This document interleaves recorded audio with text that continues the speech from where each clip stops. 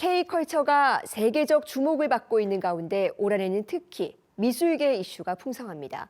이 블록버스터급의 전시가 줄줄이 예정이 된 데다 미술품으로도 세금을 낼 수 있도록 하는 물납제가 시행되는 등 적잖은 변화가 있는데요. 이 최희연 기자와 함께 알아봅니다. 최 기자, 올해는 쉽게 만나보기 어려운 대작들이 대거 우리나라를 찾아온다고요? 네, 맞습니다. 미술 애호가들을 설레게 하는 대형 전시가 줄줄이 예정되어 있습니다. 먼저 일본 대중문화의 선구주자이자 세계적인 팝 아티스트죠. 무라카미 다카시가 한국에 옵니다. 이번 주 목요일부터 열리고요. 장소는 부산 시립미술관입니다. 대중에게 공개된 적이 없었던 초기작부터 회화, 대형 조각, 설치, 영상 작품까지 최근작들이 모두 공개되는 대형 회고전입니다. 또 올해 4월에는 올해 가장 주목받는 전시 에드워드 호퍼전이 서울시립미술관에서 열립니다. 한국뿐 아니라 아시아에서의 첫 대형 전시라 관심이 상당한데요.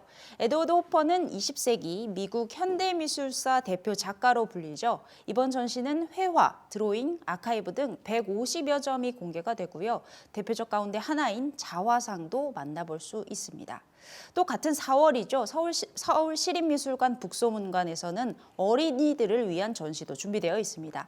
네덜란드 대표 작가인 멜라니 보나요를 초청해서 어린이의 감정과 생각을 살펴보고요. 또 그를 스스로에게서 감정적 치유를 이끌어내는 기획이라고 합니다. 어린이와 함께하는 퍼포먼스 인터뷰를 통해서 아이들의 눈높이에 맞춰서 아이들이 느꼈던 소외와 차별의 경험이 자연스럽게 드러나게 하면서 아이들의 감정을 치유한다고 말합니다. 또 같은 달입니다. 리노베이션을 마치고 재개관하는 호암미술관이 선택한 작가는 김환기입니다. 6년 만에 회고전이죠. 한국 미술품 경매사상 최고가인 132억 원을 기록했던 우주, 이건희 컬렉션의 대표작 여인들과 항아리 등도 확인할 수 있습니다.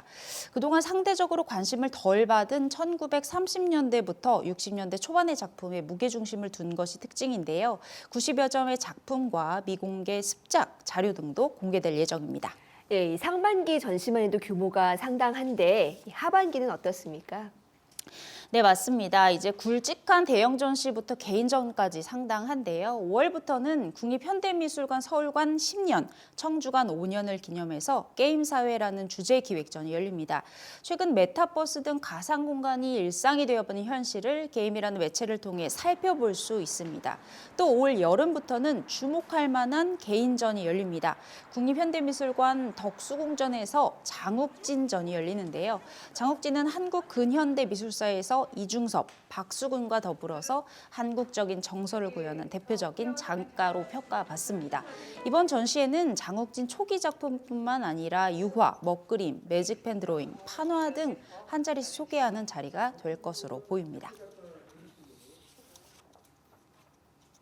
근대 미술을 재조명하는 그런 성격의 전시관입니다. 장욱진을 재조명할 만하다. 아마 대중적으로도 또 학술적으로도 장욱진 세계를 새롭게 평가하는 데 좀 도움이 되지 않을까. 네, 어느 때보다 풍성하고 다양한 전시가 기다리고 있네요. 그리고 이 미술계의 오랜 수건 과제였던 물납제도 시행이 된다고요? 네, 맞습니다. 물납제를 우선 간단히 설명하고 넘어가야 할 것 같은데요. 요약하면 미술품이나 문화재를 상속세 대신 납부할 수 있게 하는 제도를 뜻합니다. 기존의 미술품이나 문화재 같은 경우는 거래를 할 때 양도세를 내지 않다 보니까 지하경제로 유통되는 경우도 있었고 탈세의 수단이 되기도 했습니다. 그러다가 이건희 삼성 전 회장의 미술품 등 기증으로 이 물납제가 급물살을 탔습니다. 물납제가 현실화되면 개인이 소장하고 있는 중요한 문화재나 미술품을 일반 대중들도 향유할 수 있게 된다, 이런 여론도 힘을 얻었습니다. 그러다가 2021년 말에 상속세법 개정안이 국회에서 의결됐고요. 지난 18일이죠. 2022년 세제 개편 시행령 개정안이 발표가 됐습니다. 입법 예고 등을 거치면 당장 다음 달부터 시행이 될 예정인데요. 기재부는 시행령을 통해서 물납 대상을 유형 문화재나 민속문화재인 문화재 또는 회화, 판화, 조각 등 이렇게 미술품으로 시행령에 못 박았습니다. 미술품과 문화재를 상속세로 대신 낸다면 그 작품에 대한 가치 평가가 필수겠는데요. 그래서 문체부 산하의 위원회를 구성해 물납 대상에 대한 가치 평가를 하도록 했습니다. 하지만 아직 논란은 있습니다. 문화재나 미술품은 기준점이 되는 가격이 없기 때문에 시장 평가가 제대로 이루어지기 위해선 위원회 구성을 좀 신중히 해야 한다, 이런 과제가 남았고요. 이 위원회의 역할이 단순히 시장 가치 평가에 그치지 않고 우리나라 전체의 미술품을 구성하는 역할도 해야 한다, 이런 목소리도 나오고 있습니다. 네, 또 하나 미술계의 중요한 이슈죠. 이 고 이건희 삼성그룹 회장이 국가에 기증한 문화재와 미술품을 전시하는 공간, 가칭 이건희 기증관 설립에 대한 계획도 본격적으로 시작이 된다고요. 네, 이건희 기증관의 첫 삽을 올해 본격적으로 뜨게 되는데요. 올해 초죠. 이제 3월 정도에 예비 타당성 결과가 나오고 그러면 설계에 대한 국제 공모가 시작됩니다. 이름은 가칭이긴 한데 현재까지 이름은 이건희 기증관입니다. 2021년 이건희 회장이 작고하면서 기증한 기증품이 상당하기 때문인데요. 총 2만 3천여 점에 이르기 때문이고요. 장소는 경복궁 옆입니다. 서울 송현동에 3만 제곱미터 크기로 정해졌습니다. 예, 이 작품 수 기준으로 2만 점이 넘으니까 굉장히 방대한 양인데 논란이 되는 부분도 있다고요? 네, 맞습니다. 문제는 장소와 이름입니다. 우선 장소의 경우 이번에도 서울에 국가문화시설이 건립된다, 이런 얘기가 계속 나오고 있습니다. 박물관이나 미술관, 도서관 등 이런 국립문화시설이 우리나라에 총 69곳인데 절반이 서울에 집중되어 있다는 겁니다. 이걸 이제 미술관으로 조금 좁혀서 보면 국립미술관 전체 4곳 가운데 3곳이 서울에 있고요. 나머지 한 곳은 청주에 있습니다. 이런데도 또 귀중한 기증품을 관람할 수 있는 기회를 서울 시민 중심으로 누리게 하는 게 아니냐, 이런 지역의 볼멘 소리가 나오고 있습니다.